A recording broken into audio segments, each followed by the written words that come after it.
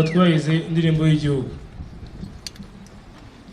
Rwanda nziza gihugu cyacu, uje imisozi ibiyaga n'ibirunga, ngo byiduhetse gahoranisha, oreza imihigo Rwanda dukunda, duhagurukiye kukwitangira, amahoro asabe mu bagutuye, wishyire wizane muri byose, urangwe n'ishyaka utera imbere, uhamye umubano n'amahanga yose, maze ijambo ryawe riguhe ijambo.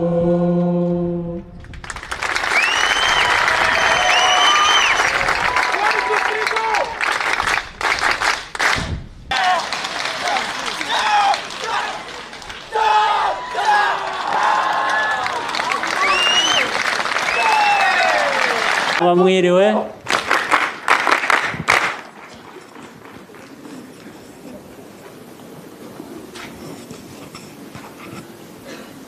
babise cyangwa babita indangamirwa.